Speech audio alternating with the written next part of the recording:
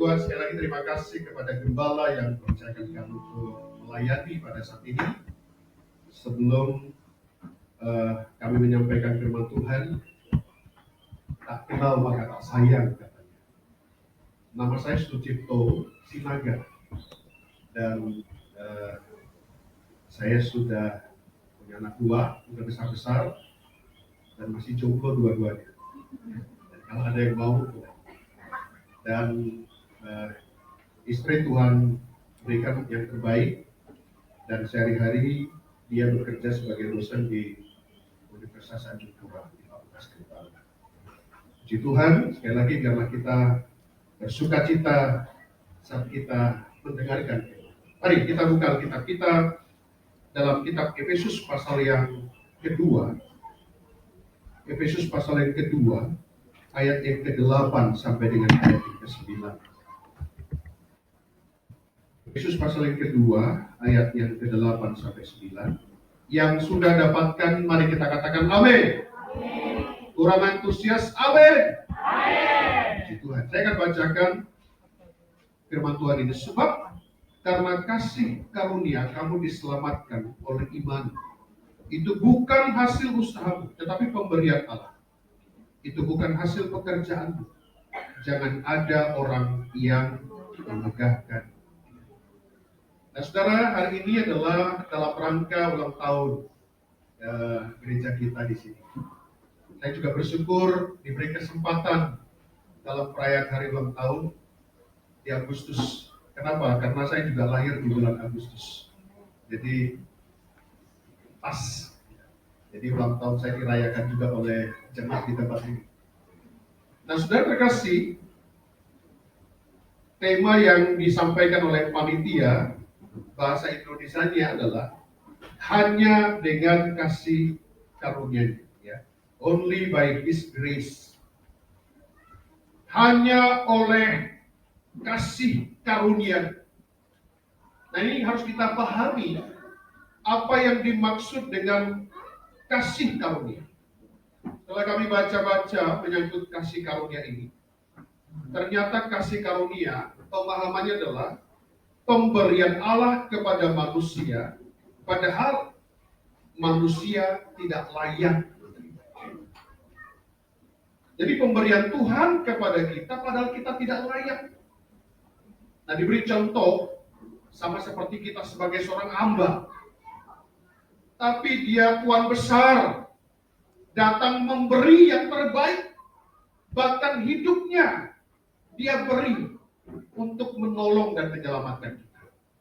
Itulah yang dimaksud dengan kasih karunia, anugerah. Saya percaya bahwa gereja kita di tempat ini dan gembala ada di tempat ini, kita mengakui oleh karena kasih karunia. Amin. Kasih karunia ini yang harus terus ada dalam kehidupan jemaat, ada dalam kehidupan kami hamba-hamba Tuhan, supaya terus-menerus apa yang Tuhan punya itu diberikan kepada kita walaupun kita tidak layak.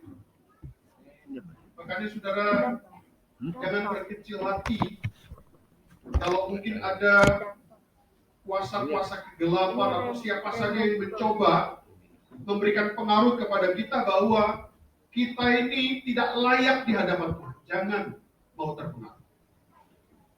Kenapa? Tuhan selalu memberikan undangan kepada kita. Undangan apa? Undangan untuk kita menerima kasih karunia. Nah, saudara terkasih, saya percaya bahwa bila jemaat di tempat ini, kita semua tiap-tiap hari menyadari bahwa hidup kita oleh karena kasih karunia, maka kita akan lebih sungguh-sungguh di dalam kesungguhan kita dapat ekspresikan di mana saja. Tidak hanya tampak di gereja, tidak. Bahkan kasih karunia itu sebagai ekspresi bahwa kita telah menerimanya, itu harus nampak. Terutama dan yang pertama adalah di rumah. Menunjukkan kasih karunia itu kepada siapa? Kepada orang-orang yang kita cintai pada waktu mereka masih ada di sekitar kita. Makanya saudara, dalam satu kisah, Yesus membebaskan hutang seseorang yang begitu besar. Tentu orang yang dibebaskan hutang yang besar ini akan sangat berterima kasih karena hutang yang besar telah dilunaskan. Tapi coba lihat, waktu dia keluar, ada orang yang berhutang sama dia dan hutangnya itu sangat kecil, ditagih. Bukan hanya ditagih, dipenjarakan. Ternyata resiko dari orang-orang yang telah menerima kasih karunia tapi tidak mempraktekkan dalam kehidupan keseharian, terutama di rumah, orang ini siap terpenjara, siap akan dibebankan lebih berat lagi. Makanya saudara, kita harus sadari kehidupan kita telah menerima kasih karunia dan kita harus mulai tunjukkan itu tiap-tiap hari. Terutama di rumah. Saya seringkali melihat saudara ya, dan yang saya saksikan waktu hari-harinya masih ada, termasuk juga di dalam keluarga, waktu masih hidup diabaikan, waktu masih hidup tidak dianggap, tidak dipedulikan, tapi sudah meninggal. Selamat jalan nenekku tercinta, selamat jalan ibuku tersayang. Gitu kan? Kalau ada orang Batak di sini, ya, ada. Ada ya? Nah, kalau orang Batak dibilang, ya, ada ibu yang ngomong gitu. Waktu masih hidup aku suapin makan, waktu masih hidup aku mandikan, waktu masih hiduplah lakukan yang terbaik untukku. Karena kalau sudah mati, kamu nari-nari, gini macam-macam, kan kurang pakai. Nggak ada artinya. Jadi saudara, yang bisa mempraktekkan dan mewujudkan kasih karunia itu, bila mana dia sadari dia sudah terima, itu akan nampak di keseharian. Akan kelihatan. Saya yakin kalau di rumah kasih karunia sudah berlimpah, masing-masing dengan yang kita cintai, itu akan menyebar untuk orang-orang di sekitar kita. Menyebar di tempat pekerjaan kita, menyebar di mana kita ada. Saya yakin nanti gerejanya akan meluas sampai ke sana. Ke kanan, kiri. Amin, saudara. Saya juga kejut. Wah, tentu. Tadi bersaksi juga ibu. Dulu sepi. Tapi sekarang Tuhan kirim jiwa-jiwa. Amin, saudara. Nah, saya yakin dan percaya ini bisa jadi, dan semangat kita mengiring Tuhan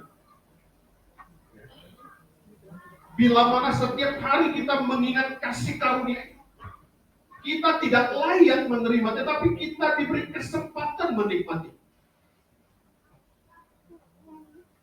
Saudara terkasih, saya setiap hari aktivitas saya mengajar, saudara. Jadi saya dipercaya Tuhan mengajar di sekolah 1 Petrus, sudah kurang lebih 27 tahun saya mengajar. Nah, saudara terkasih, itu tidak mudah. Tapi mengingat kasih karunia Tuhan yang Tuhan titipkan kepada saya, maka saya wujudkan. Kan tidak mudah. Kita yang Protestan, tahu pendeta, ada di situ. Dan saya bukan mengajar agama, saudara. Tapi sudah terkasih, kita percaya Tuhan akan buka jalan. Supaya apa? Supaya kasih karunia yang kita terima bukan hanya kita nikmati, tetapi juga akan dinikmati oleh orang-orang lain. Dan kita yakin dan percaya umat Tuhan yang sudah hadir pada saat pagi hari. Mari. Akan kelihatan siapa yang telah menyadari hidupnya menerima kasih karunia dari setiap harinya. Nah, untuk itu sudah terkasih dalam Alkitab. Bagaimana cara supaya kita terus-menerus menerima kasih karunia? Setiap saat, setiap waktu. Kenapa, saudara? Kalau kita sadari kehidupan kita, Tuhan masih operasikan dengan normal seluruh organ tubuh kita. Bukankah ini kasih karunia Tuhan? Amin, saudara. Saya hanya sebagian kecil, hanya antara ginjal ke kandung kemih ada penyempitan. Itu 30 juta. Hanya bagian kecil. Nah, organ tubuh kita ini kan sangat banyak, tapi Tuhan masih bisa gerakkan dengan normal. Bukankah ini kasih karunia? Makanya kalau ada sebagian kecil dari tubuh kita diizinkan Tuhan sakit, jangan ngeluh. Amin. Coba lihat kanan kiri, jangan ngeluh. Ya kan, kita sudah ngeluh padahal yang sakit hanya sedikit, yang sehatnya banyak, ya kan? Kayak jantung sakit, yang lain kan sehat. Tapi iblis itu fokus membuat kita mengeluh.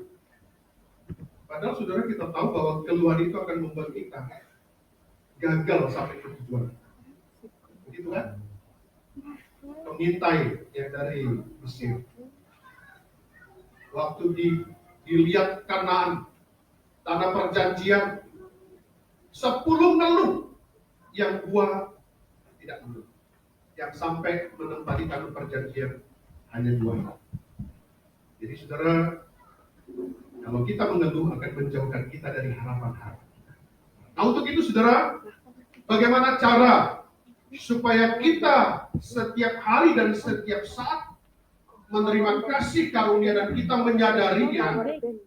Mari, coba kita lihat dalam Ibrani 4 ayat 16. Ibrani pasal yang keempat ayat 16. Saya akan bacakan. Sebab itu, marilah kita dengan penuh keberanian. Jadi yang pertama, kita harus punya keberanian apa? Menghampiri tahta kasih karunia. Supaya kita menerima rahmat dan menemukan kasih karunia untuk mendapat pertolongan kita pada waktunya.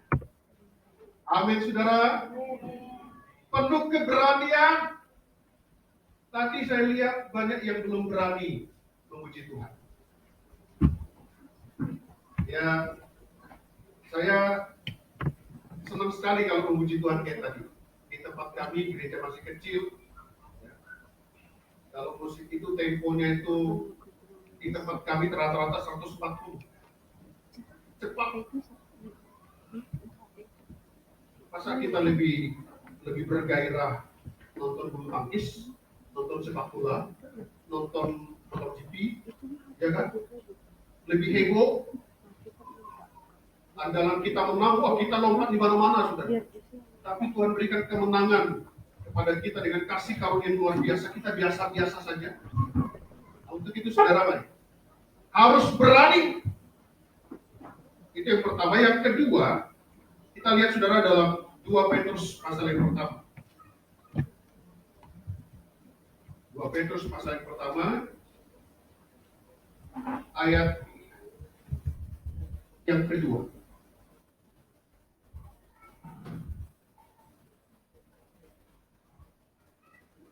Kasih karunia dan damai sejahtera melimpahi kamu oleh pengenalan akan Allah dan akan Yesus Tuhan kita. Karena kuasa ilahinya telah menganugerahkan kepada kita segala sesuatu yang berguna untuk hidup yang saleh oleh pengenalan kita akan Dia yang telah memanggil kita oleh kuasa-Nya yang mulia dan ajaib. Jadi yang kedua, pengenalan akan Dia. Tidak heran saudara, banyak di antara kita tidak berani karena kita tidak kenal. Saya yakin kalau kita menemui pejabat, kalau kita kenal, pasti nggak takut, akan tidak ragu-ragu untuk menemui. Nah, demikian dengan Yesus. Kenal dan rasakan bahwa mengenal di sini bukan hanya mengenal di salah satu pihak. Mungkin saudara pernah baca, banyak sekarang ini mengenal Yesus itu kayak kenal presiden. Tahu maksudnya? Kenal presiden itu, siapa yang tak kenal Jokowi? Semua kenal? Coba angkat tangan, siapa yang dikenal Jokowi di sini? Ada? Ada yang dikenal Jokowi? Ada yang dikenal Tarmiji? Ada? Ada yang dikenal wali kota? Pak Edi? Ada Pak Edi?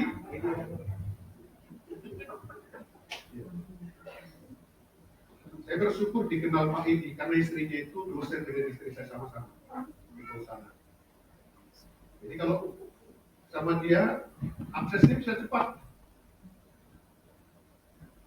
Nah kita seperti itu, pede aja bilang kenal Yesus. Kenal Yesus, kenal. Yesus kenal kamu.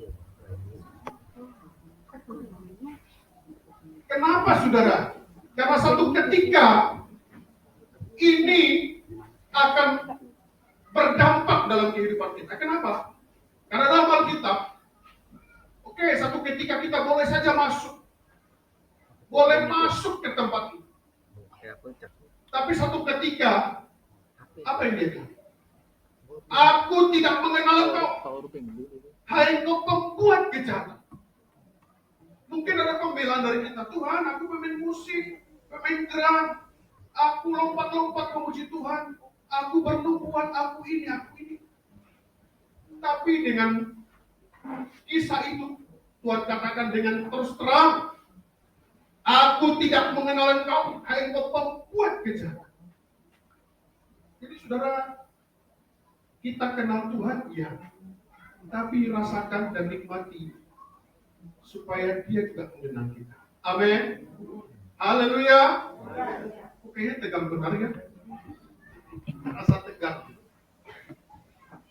Nah untuk itu saudara sekali lagi, supaya kita dapat merasakan kasih karunia itu. Nah yang pertama tadi mana? Datanglah dengan penuh keberanian.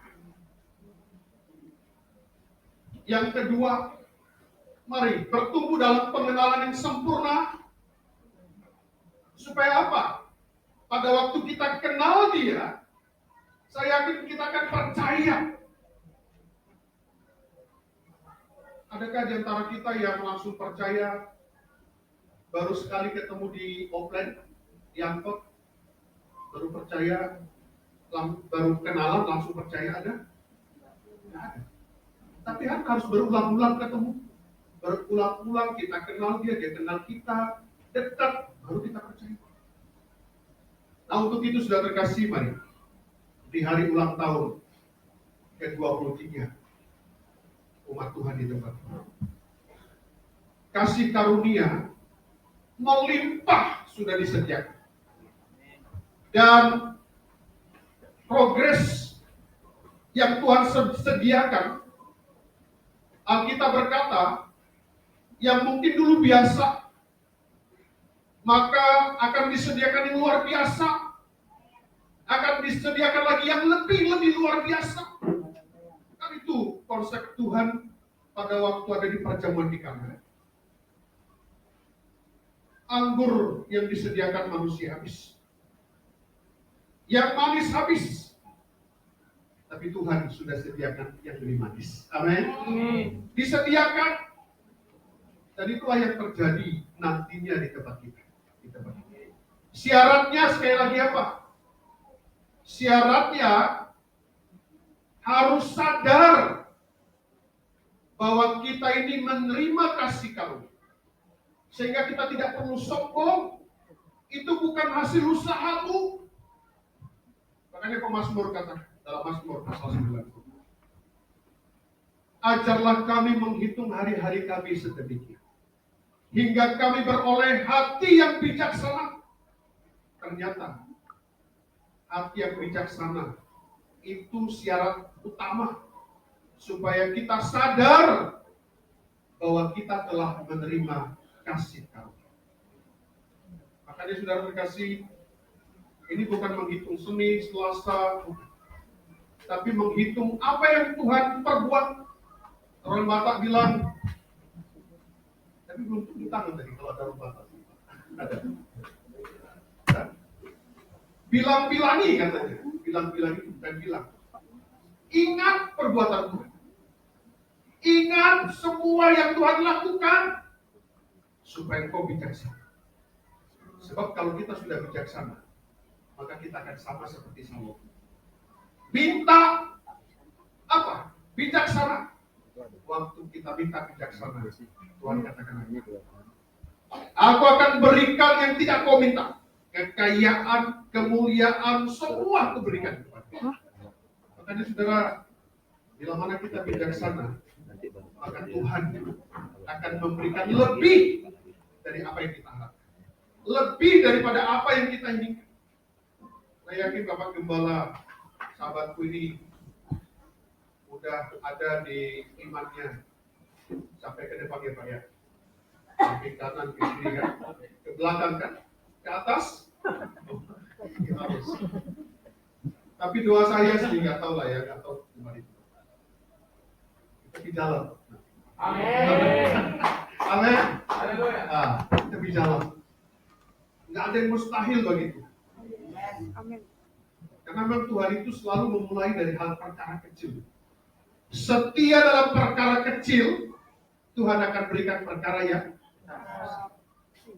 untuk itu mari kita lihat ayat terakhir. Untuk masa yang akan datang sebagai bentuk anugerah Tuhan dalam kehidupan kita. Amsal 23. Kita baca bersama-sama.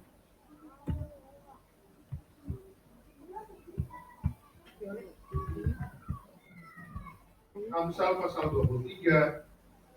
Kita baca ayat yang ke-18. Mari kita baca bersama-sama dengan iman. 1, 2, 3. Karena masa depan sungguh ada dan harapanmu tidak. Amin. Ada masa depan. Ada masa depan jemaat yang ada di tempat ini. Untuk keluarga-keluarga ada masa depan. Untuk anak-anak ada masa depan. Itu yang saya doakan saudara, untuk anak saya, untuk istri saya. Istri saya saudara S3 itu dari Madrid, saudara, dari Spanyol. Ada masa depannya. Anak saya besar udah S2 ya. Ada masa depan. Saya yang kecil rencana mau ke Thailand. Ada masa depan. Saya yakin anak-anak muda di tempat ini bisa lebih dari itu. Amin. Amin. Untuk itu sudah terkasih mari sadari bahwa kita telah menerima kasih karunia. Kemudian kita ekspresikan bahwa kita sadar bahwa kita telah menerima kasih karunia dengan apa? Dengan menunjukkan yang terbaik. Untuk siapa? Terlebih kepada yang kita cintai yang ada di rumah kita. Anak-anak muda, sekali lagi, nih saya ingatkan, kadang lebih sayang dengan pacarnya daripada bapak ibunya gitu. Lebih sayang dengan orang lain daripada saudaranya. Dengan saudara kelahi terus, tapi dengan orang lain yang tidak ada sangkut paut darah, kok bisa akrab? Sadari bahwa itu adalah siasat iblis yang merusak terlebih dahulu keluarga. So, kalau keluarga sudah rusak, maka yang lain bisa juga dianggap. Nah, untuk itu saudara, mari saling mengingatkan. Kita telah mendapat kasih karunia. Sekarang kita wujudkan kasih karunia itu. Di mana? Di rumah kita masing-masing. Saya yakin itu akan terwujud di tempat itu. Tadi saya baca di sini, jangan hadiri hati, ya kan? Jangan ada, nanti kita sebut saja masing-masing. Tapi maksudnya jangan sampai ada sesuatu di luar daripada apa yang Tuhan sudah rancang dalam kehidupan kita. Kenapa saudara? Karena pada akhirnya kalau kita menyadari bahwa kasih karunia sudah melimpah dalam kehidupan kita, tadi masa depan kita tidak akan pernah hilang. Masa depan kita sungguh. Mari sama-sama kita bangkit berdiri. Haleluya. Kita jadikan satu lagu. Ku tak dapat lupakan kebaikan yang ku terima. Kita jadikan.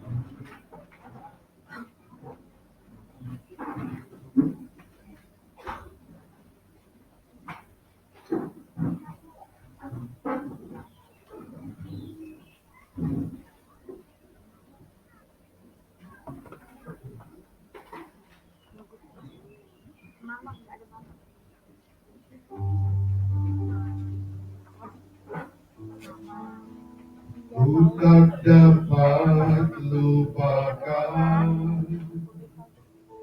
kebaikan yang ku terima, pengorbananmu yang mulia, jadikan ku berharga. Kau tulus menerima aku apa adanya. Aku apa kekuatan kasih-Mu nyata. Haleluya. Kekuatan kasih-Mu nyata memulihkan hidupku, memulihkan hidupku. Kau bukan Tuhan yang melihat Tuhan, Kau bukan Tuhan yang memandang apa hati hamba yang selalu Kau cari. Biar Kau terbuka di dalamku. Selama ku hidup, ku mau menyembah-Mu. Sebab Engkau sangat berarti bagiku. Yang terbaik yang ada padaku, ku persembahkan kepada-Mu. Kau bukan Tuhan yang melihat. Amin. Kau bukan Tuhan yang memandang apa. Haleluya. Yang selalu Kau cari. Biar Kau terbuka di dalamku.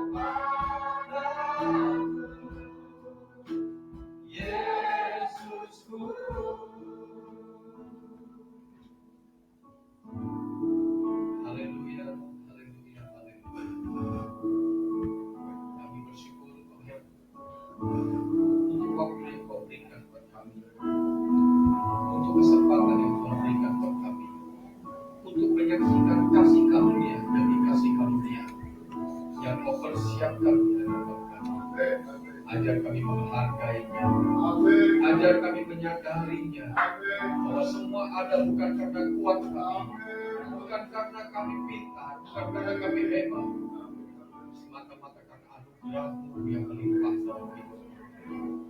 Terima kasih Tuhan. Petra yang dalam firman itu menjadi pengingat abadi bagi kami.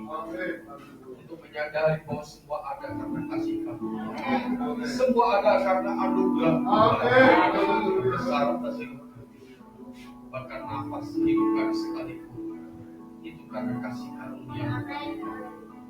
Terima kasih berkati hamba-Mu yang sudah melayani kami. Pemurapan, penyertaan Tuhan bertambah-tambah terus. Kesehatan terbaik Tuhan karuniakan bagi kami. Maka hidup hamba sekeluarga menjadi berkat bagi banyak orang. Berkati jemaat yang dilayani, berkati rencana pembangunan gereja akan menjadi visi, rencana cita-cita Tuhan yang menolong. Segala hormat bagi Bapa, ucap syukur firman-Mu, ternaik dalam hati kami dalam nama Yesus. Haleluya. Amin.